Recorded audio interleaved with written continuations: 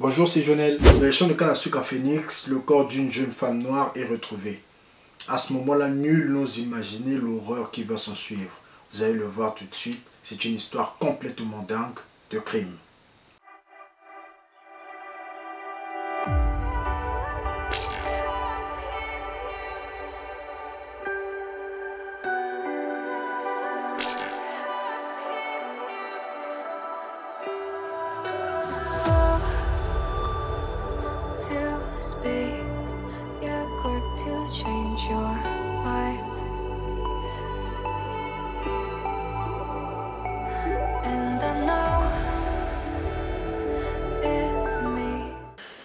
Février 1997, un ouvrier travaillant dans les champs de canne à sucre du mont Edgecombe près de la ville de Phoenix découvre le corps d'une femme en état de décomposition avancée.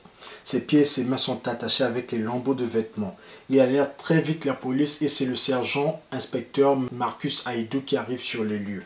Il constate que cette pauvre femme a été sauvagement assassinée et elle a le sous-vêtement enfoncé dans la gorge. Impossible de déterminer la cause du décès car le corps est totalement calciné. À ce moment, la police est loin d'imaginer que c'est la première d'une longue série de victimes. 2 mois et demi après la première découverte dans ce champ de canne à sucre, un chauffeur de camion découvre un cadavre tout près de la scène de crime précédente. Il est lui aussi ligoté et bâillonné et le corps a été brûlé. Au cours des semaines suivantes, plusieurs découvertes macabres vont être faites. Les corps sans vie des jeunes femmes noires vont être découverts. 1 en mai et 4 en juin. La plupart des victimes ont des pieds et des mains liés. D'autres ont des ligatures sur le cou. Et dans la majorité des cas, on a retrouvé un bâillon enfoncé dans la bouche. Petit à petit, l'idée d'un tueur en série se dessine. Le problème qui se pose aux enquêteurs, c'est qu'ils sont dans l'incapacité d'identifier les victimes car les corps ont été totalement calcinés. En effet, ces champs de canne à sucre sont trop faits d'animaux sauvages. Des scorpions, des sangliers sauvages, etc. Pour cela, avant la récolte, les paysans brûlent la totalité des champs pour faire fuir ces animaux nuisibles. Le faisant, ils détruisent sans savoir les corps et rendent impossible l'identification. À partir de là, la police commence à se dire que le tueur savait que ces champs allaient être brûlés, raison pour laquelle il avait placé ces corps-là pour qu'ils soient calcinés, en détruisant par la même occasion toutes les preuves possibles. À ce stade, 7 jeunes femmes ont déjà perdu la vie. Mais aucune victime n'a encore été identifiée. Et les enquêteurs n'ont pas la moindre piste pouvant les mener au tueur.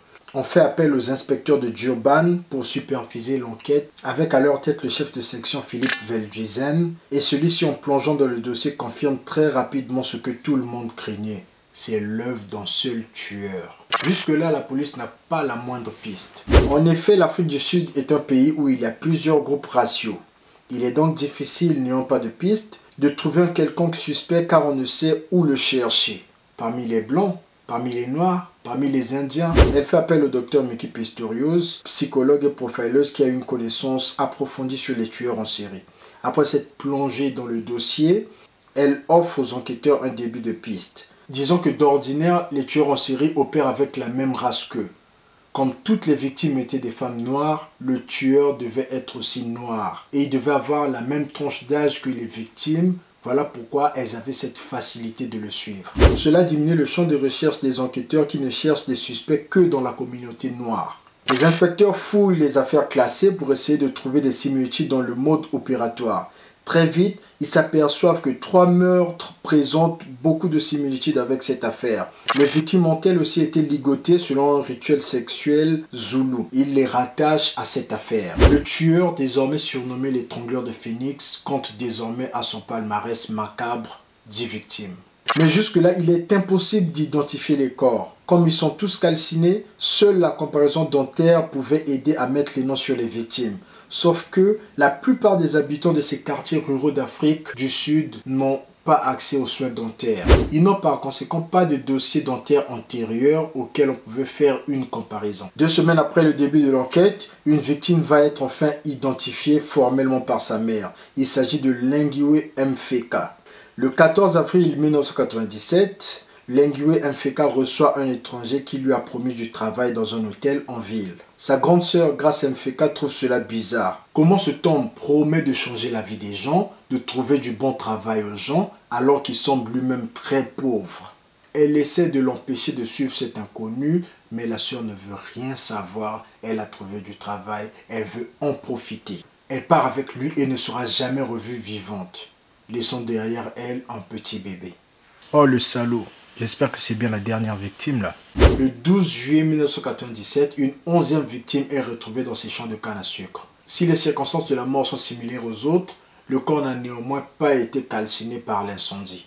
C'est un bond en avant pour la police car c'est le premier corps intact et la scène de crime n'a pas été polluée. Le cadavre est dans un état de décomposition avancé. Il doit être là depuis environ 2 semaines. La victime est étendue face contre terre, ses mains sont attachées dans son dos, ses pieds aussi sont liés. Elle a été étranglée avec une ligature. On fait appel à la sœur de Lengwe Mfeka qui avait elle aussi vu la personne qui était venue chercher sa sœur pour essayer de tracer un portrait robot. Là, la police sait maintenant comment fonctionne le meurtrier. Il attire les jeunes femmes au chômage en leur promettant du travail. Il traverse les champs de canne à sucre et lorsqu'ils arrivent au beau milieu où il n'y a personne, il les agresse et les tue en les étranglant. Jusque-là, la police a déjà recensé 11 victimes, mais elle craint qu'il y ait d'autres cadavres encore non localisés dans ces champs de canne à sucre. En fin juillet, elle fait appel à des maîtres chiens avec une brigade canine pour essayer de fouiller, peut-être qu'on retrouvera quelque chose, qui sait. Les recherches commencent à partir de la première scène de crime et se déploient dans ces champs. Ils trouvent 7 corps de femmes noires en décomposition à des stades différents. Certains corps sont très proches les uns des autres. C'est comme si le meurtrier montrait à ses victimes ses crimes précédents. Sur la dernière victime, les policiers effectuent un prélèvement d'ADN grâce à un mégot retrouvé près du corps, apparemment fumé par le tueur et la victime. Déjà 18 meurtres attribués à l'étrangleur de Phoenix. L'horreur atteint son apogée. Rien n'arrête ce tueur. Comme la police sait que ces champs représentent sa zone de confort, elle décide de cadrer la zone dans l'espoir de prendre l'étrangleur sur les faits. Mais malgré cela, un 19e cadavre va être découvert le 5 août 1997. Une jeune femme noire sauvagement assassinée, ligotée, face contre terre. C'est l'inspecteur Bushi Sin qui est dépêché sur les lieux. Lors de ce meurtre, l'étrangleur de Phoenix a commis une erreur fatale. Son préservatif usagé est retrouvé près de la victime. Un profil génétique est établi 48 heures après, à partir du sperme prélevé. Dans son profil, Miki Pistorius suggère que l'oiseau avait sûrement commis des agressions ou des viols sur des femmes auparavant, avant de se mettre à tuer. Philippe Velduzen demande à ses hommes d'éplucher les vieilles affaires similaires dans la région. Il trouve une affaire classée d'agression sexuelle assez similaire datant de 1994. Le sang du suspect avait été prélevé. On compare avec le sperme retrouvé dans le préservatif de la dernière victime et ça a matché. Le suspect de cette affaire et l'étrangleur de Phoenix ne font qu'un. Et ce suspect s'appelle Sifo Agmatir Touala. Avant de continuer s'il te plaît, tu pourrais nous parler un peu du bonhomme? Touala est né en 1968 dans la zone rurale de Kwamashu. Sa mère s'appelle Katazil Ntanzi, sa sœur aînée Zibekil. Il n'a jamais connu son père et son beau-père violent l'abandonna lorsqu'il était qu'un enfant. Sa mère était la figure dominante de la famille, mais elle ne l'aimait pas beaucoup. Il était turbulent et elle avait dû lui apprendre à se tenir tranquille et à se discipliner. Il commença à travailler dès l'adolescence et fit de nombreux petits boulots. Il ne gardait jamais un emploi plus d'1 mois. Touala a eu une concubine qui tomba enceinte, mais avorta sans le prévenir. De cette expérience, il ne conserva que de la rancœur envers cette dernière, de la colère et de la tristesse. D'après ses proches, c'était un homme calme, solitaire et introverti. Sous des airs calmes, il lui arrivait parfois de se mettre très en colère. Quelques jours après, il est localisé. La police l'interpelle à la première lueur du jour le 14 août 1997. Le suspect ne pose aucune résistance. En fouillant dans la hutte de Sifo, la police retrouve les sous-vêtements de femmes, les bouts de tissu aux nœuds caractéristiques et de nombreux vêtements de femmes attachés à une poutre. Depuis son habitation, Touala avait une vue imprenable sur les champs de canne à sucre. Il est placé en garde à vue et c'est le docteur Pistorius qui l'auditionne. Il passe très vite aux aveux. Il reconnaît le meurtre de 19 femmes. Le docteur lui demande alors « Qu'est-ce que les femmes t'ont fait pour que tu les détestes tant ?» Il répond que sa petite amie lui avait dit qu'elle avait avorté de leur enfant.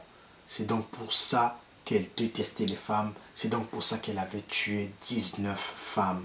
19 pauvres femmes.